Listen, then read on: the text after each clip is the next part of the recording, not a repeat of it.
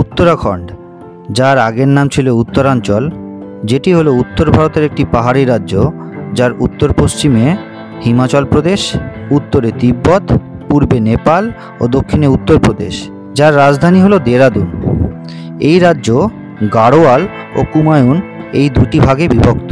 এই রাজ্যের দুটি প্রধান নদী হলো গঙ্গা ও যমুনা এবং এদের উৎপত্তিস্থল যথাক্রমে গঙ্গোত্রী ও যমুনোত্রী এই রাজ্যেই অবস্থিত। এখানকার 4 ভাগের 3 ভাগ মানুষ হিন্দু ধর্মাবলম্বী এবং দ্বিতীয় বৃহত্তম ধর্ম হলো ইসলাম। হিন্দি হলো এই রাজ্যের অফিসিয়াল ল্যাঙ্গুয়েজ, সাথে স্থানীয় গাড়োয়ালি, কুমায়ুনি, গুর্জরি ও জৌনসারি ভাষাও এখানে ব্যবহৃত হয়।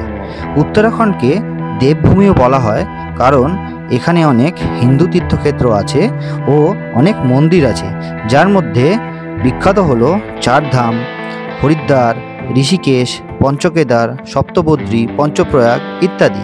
আজকের এই ভিডিওতে আমরা ডিসকাস করব যারা ফার্স্ট টাইম ট্রেক করতে চান তাদের জন্য গাড়োয়াল হিমালয়ের 6 নাইট 7 ডেজের একটা কম্প্যাক্ট ট্যুর প্ল্যান।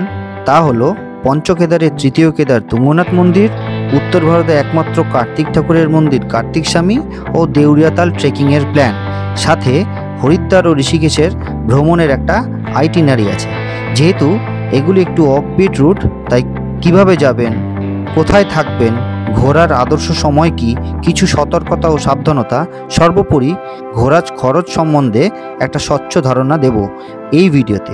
যদি ভিডিওটি আপনাদের কাজে আসে তাহলে একটা লাইক দেবেন ও চ্যানেলটিকে সাবস্ক্রাইব করে আমাদের পাশে থাকবেন। বন্ধুরা, আপনারা দেখছেন লাইফ স্টোরি, আমি আপনাদের হোস্ট সৌভিক। তো দেরি না করে চটপট শুরু করা যাক।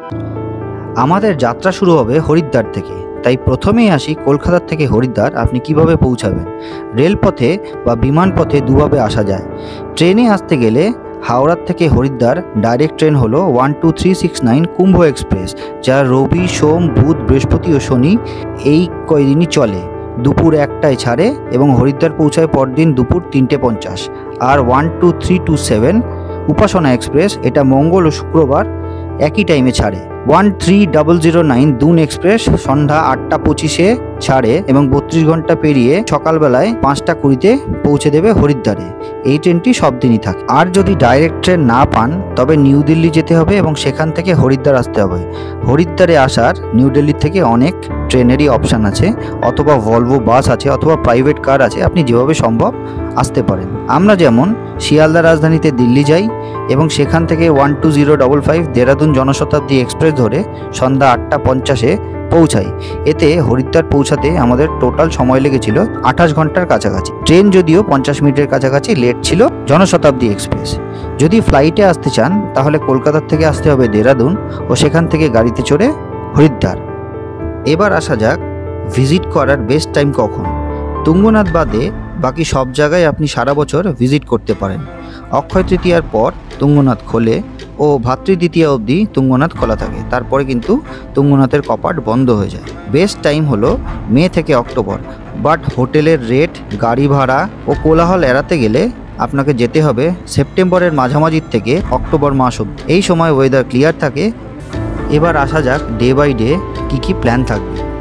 ডে 1, হরিদ্বার পৌঁছে বিকেলে হোটেলে গিয়ে একটু ফ্রেশ হয়ে নিন।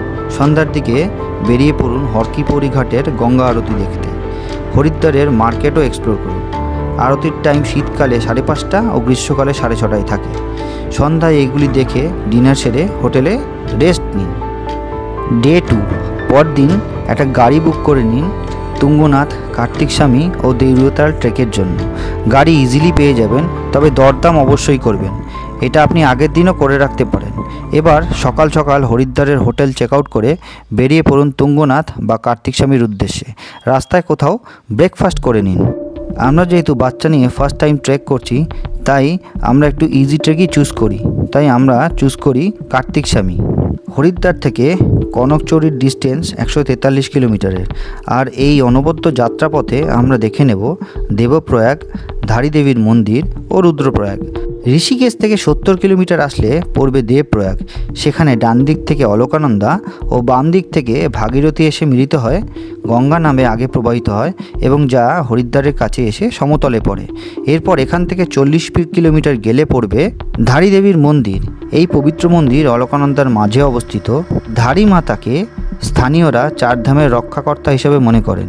এই মন্দির দর্শন করার পর আমরা দেখব চতুর্থ প্রয়াগ রুদ্রপ্রয়াগ, যেখানে ডান দিক থেকে আসে অলকানন্দা ও বাম দিক থেকে আসে মন্দাকিনী নদী। এই দুটি নদীর সঙ্গম অলকানন্দা নামেই আগে প্রবাহিত হয়। রুদ্রপ্রয়াগ দেখার পর আমরা এগিয়ে যাব অগস্ত্যমুনির দিকে। অগস্ত্যমুনি ক্রস করে চলে যাব উখিমঠের দিকে। উখিমঠ ক্রস করে আমরা মাঝে ঝাউবনের পাহাড়ি রাস্তা ধরে এগোতে থাকব। এখানে আপনি চাইলে একটু দাঁড়িয়ে রিফ্রেশও হয়ে নিতে পারেন, আমরা যেমন হয়েছিলাম। জায়গাটা খুব সুন্দর। কিছুক্ষণ এই জায়গায় স্পেন্ড করার পর আমরা সন্ধ্যা পৌঁছে যাই কনকচৌরি। সেখানে কোনো হোটেল বা হোমস্টেতে আমরা থেকে যাই। আমাদের আগের থেকে কোনো বুকিং ছিল না, ওখানে গিয়ে আমরা স্পট বুকিং করি। হোটেল, হোমস্টে ও ড্রাইভারের ডিটেলস আমি ডেসক্রিপশানে দিয়ে দেবো, আপনারা কাইন্ডলি দেখে নেবেন। ডে 1 ও ডে 2 এর বিস্তারিত ভিডিও চ্যানেলে আপলোড করা আছে, দেখে নিতে পারেন। তাতে আপনাদের ধারণা আরও সুস্পষ্ট হবে। কনকচৌরি হলো কার্তিক স্বামী ট্রেকের বেস ক্যাম্প। এখানে রাত্রিবাস করুন, কারণ সন্ধ্যা এখানে দেখার মতন কিছুই নেই। আর সারাদিন গাড়ি জার্নি করে যথেষ্ট ক্লান্তই থাকবেন, তাই এদিন রাত্রে রেস্ট। ডে 3 পরদিন সকাল সকাল রেডি হয়ে একটা ব্যাগে জল ও কিছু শুকনো খাবার নিয়ে বেরিয়ে পড়ুন কার্তিক স্বামী ট্রেকের উদ্দেশ্যে। কার্তিক স্বামী ট্রেক চালু হওয়ার সময় ফরেস্ট ডিপার্টমেন্টের 50 টাকার মাথা পিছু একটা টিকিট কেটে নিন। আর যদি সাথে ড্রোন থাকে সেটা ওড়াতে গেলে 500 টাকার টিকিট কাটতে হবে। এখানে 3.5 কিলোমিটারের ট্রেক করে বনের ভিতর দিয়ে চলতে থাকুন। রাস্তা খুবই ভালো লাগবে, কোথাও সমতল কোথাও খাড়াই। মাঝে 1 কিলোমিটার ছাড়া 3খানা রেস্ট করার মতন শেড আছে, এখানেও আপনারা একটু জিরিয়ে নিতে পারেন। খাঁটি প্রকৃতির সৌন্দর্য উপভোগ করতে করতে আস্তে আস্তে এগিয়ে চলুন। শেষের 200-300 মিটার রাস্তা বাঁধানো। এখানে মন্দির কর্তৃপক্ষের ঘর আছে, এখানেও স্টে করা যায়। ডেসক্রিপশানে এখানকার ডিটেলস দিয়ে রাখলাম, আপনারা দেখে নেবেন। এখান থেকে প্রায় 450 সিঁড়ি টপকে আপনাকে পৌঁছাতে হবে হিমালয়ের ঝুল বারান্দা অর্থাৎ কার্তিক স্বামীর মন্দিরে। সেখান থেকে প্রকৃতির অপার্থিব সৌন্দর্য উপভোগ করে নিচে নেমে আসুন।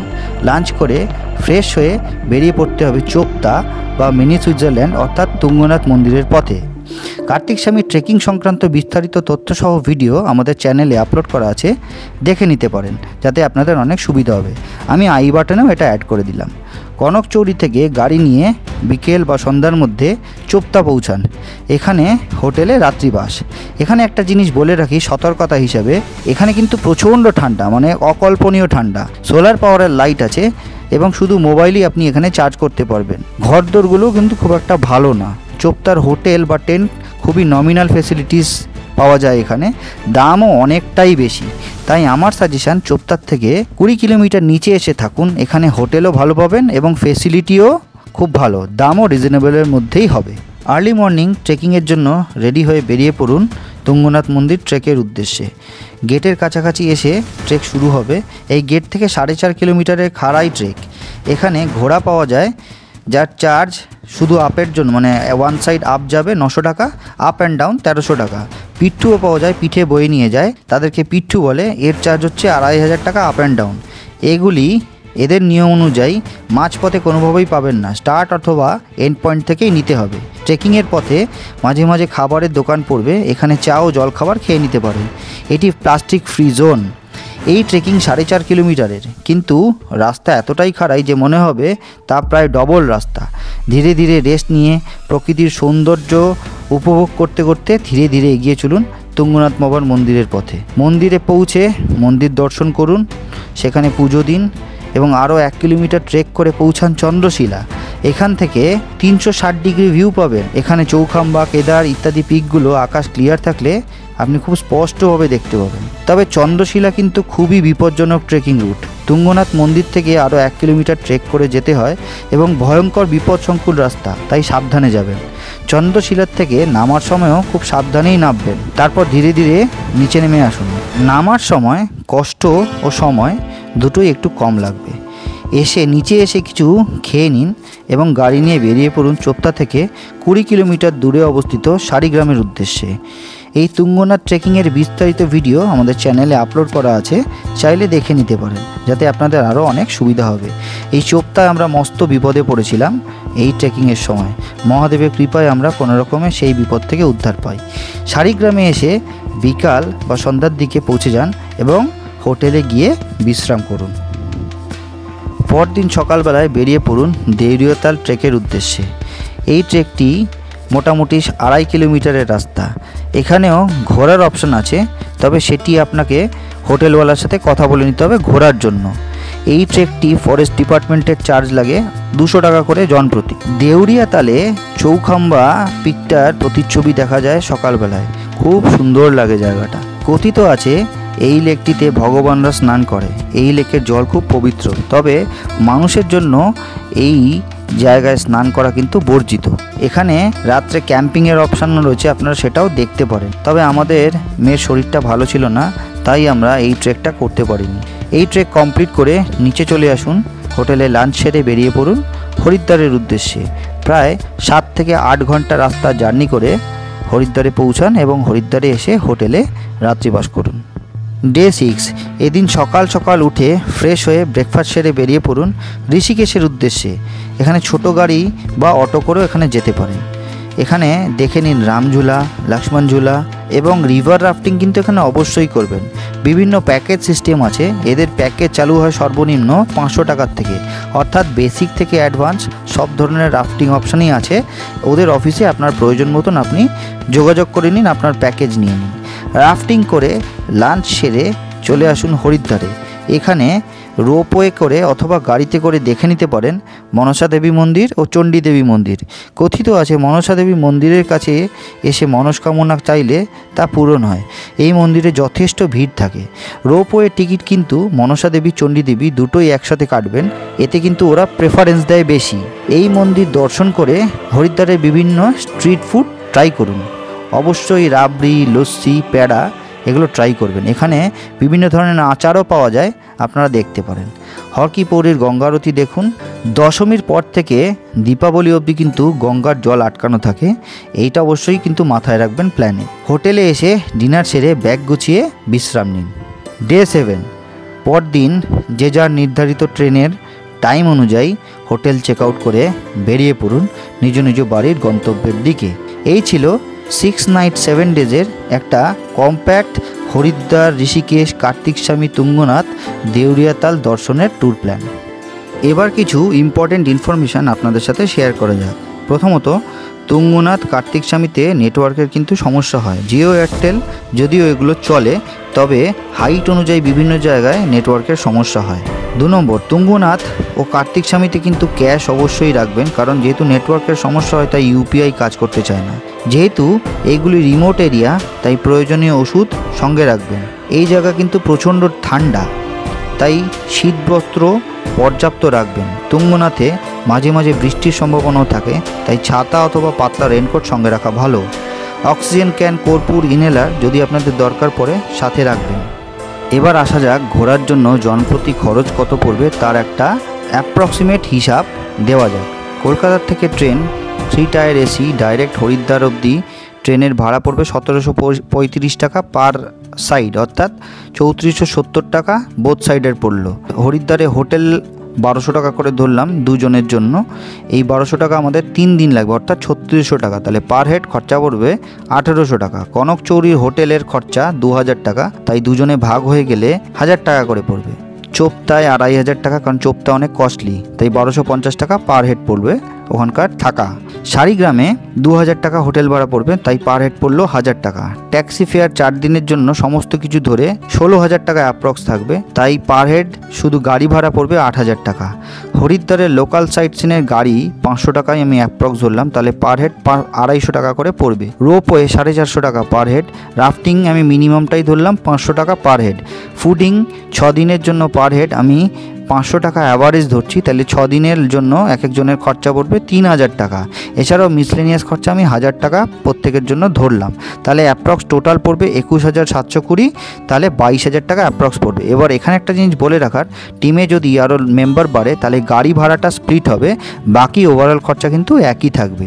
যদি আপনাদের কোনো কোয়ারিজ থাকে আমাকে কমেন্ট বক্সে লিখবেন, আমি আপনাদের কোয়ারিজের যথাযথ উত্তর দেওয়ার চেষ্টা করব। যদি ভিডিওটি আপনাদের কাজে আসে তবে ভিডিওতে একটা লাইক দেবেন ও বন্ধুদের সাথে শেয়ার করবেন। চ্যানেলটিকে সাবস্ক্রাইব করে আমাদের পাশে থাকবেন ও পাশের বেল বাটনটাকে অন করে রাখবেন, যাতে ঘুরতে যাওয়া সংক্রান্ত আমরা কোনো নতুন ভিডিও ইনফরমেশান আপলোড করলেই সবার আগে আপনার কাছে ইনফরমেশান আসে। দেখা হবে নতুন ভিডিওতে নতুন কোনো জায়গায়। আপনারা সবাই ভালো থাকবেন, সুস্থ থাকবেন। Till then by.